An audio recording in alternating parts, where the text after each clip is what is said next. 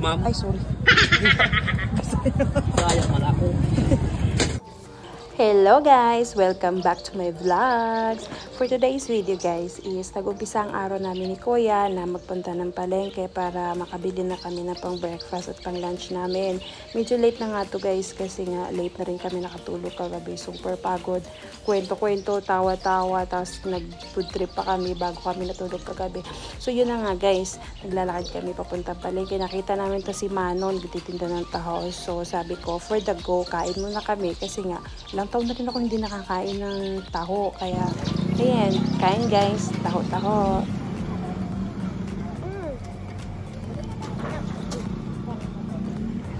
Dali. Masarap. Ayaw. Steady. Ayaw. Go.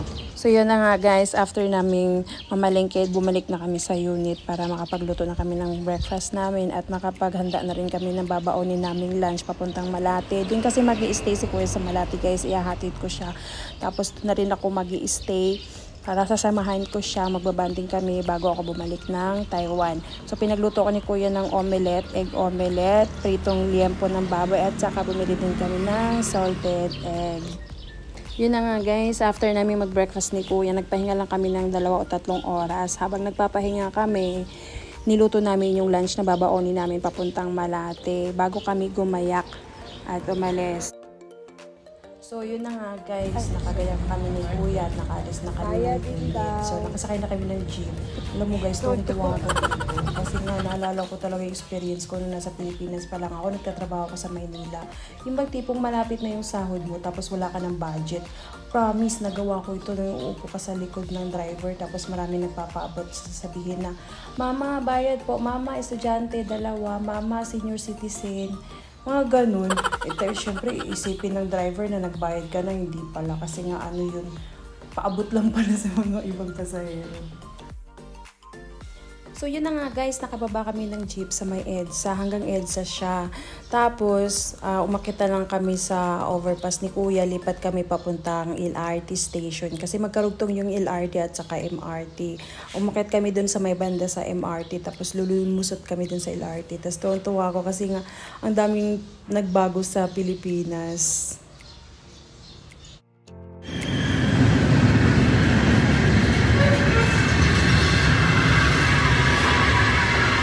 Okay, let's get inside. It's the new one. Kuya. Kuya, just wait. Okay, dito tayo. Dito tayo. Dali.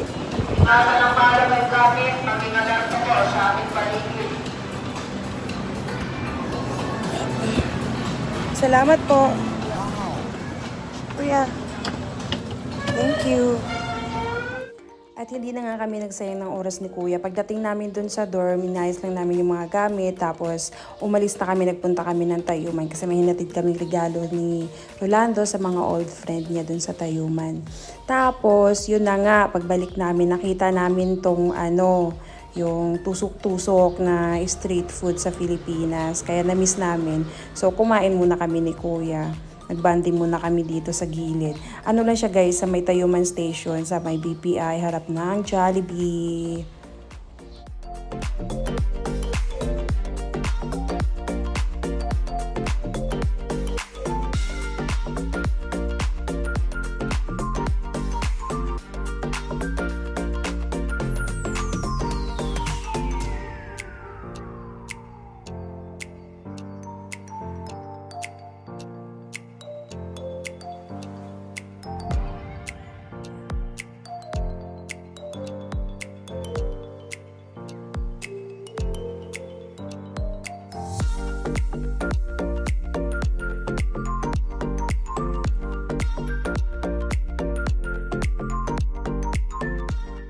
Dali na, try mo. Cheers!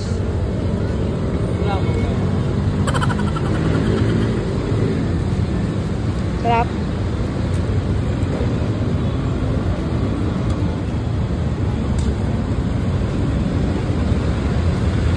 Kuya, cheers! Cheers! Wow!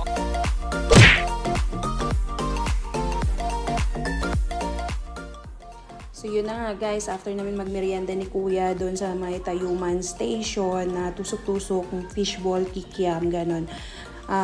Sumakay ulit kami ng train sa LRT, tapos nagpunta kami ng Carriedo kasi gusto namin magpunta ng Quiapo Church para magsimba.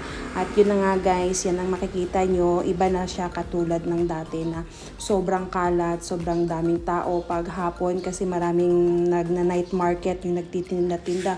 Katulad dati na tagigilid-gigilid ka talaga kasi para makausad ka na maglakad. Ngayon guys, malawak na siya, malinis na siya, ano na yung mga tao, yung organized na yung mga tao, yung mga nagtitinda doon. Tada! After na mahabang lakaran, so sa dulo ng mga nagtitinda na night market, sa dulo makikita nyo yung Quiapo Church. So pagdating namin guys, sobrang laki ng pinagbago. Hindi na siya pakalat-kalat, hindi na nakaharang yung mga nagtitinda dyan ng mga muro, mga marawi, ganon. Wala na, nasa gilid na lang sila, may designated place na sila. Tapos yung pagdating namin dyan guys, is may misa talaga siya, hindi na namin tinapos ni Kuya. Nagdasal na lang kami, saglit, tapos lumabas na kami.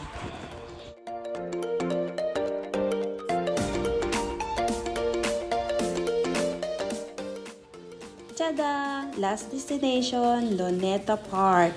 Yes guys, nagpunta kami sa Rizal Park or sa Luneta, Manila. Nanood kami ng dancing fountain. After namin sa Quiapo, sumakay kami ng jeep papuntang Luneta. Tapos naglakad-lakad lang kami ng konti. Kasi napagdesisyon na namin ni Kuya na yung daladala namin baon na for lunch, supposedly lunch, kasi busog kami kanina, hindi namin nakain. So daladala namin baon, doon namin kakainin, magpipiknik style kami.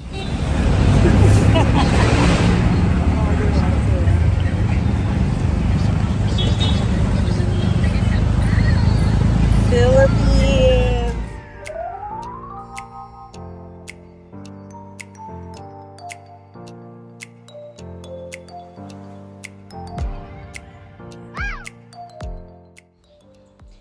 So yun na nga guys, kinabukasan, inilibot ko si Kuya sa Malate para makabisado niya kapag iniwan ko na siya, pabalik na ako ng Taiwan. Makabisado niya yung lalakad-lakaran niya.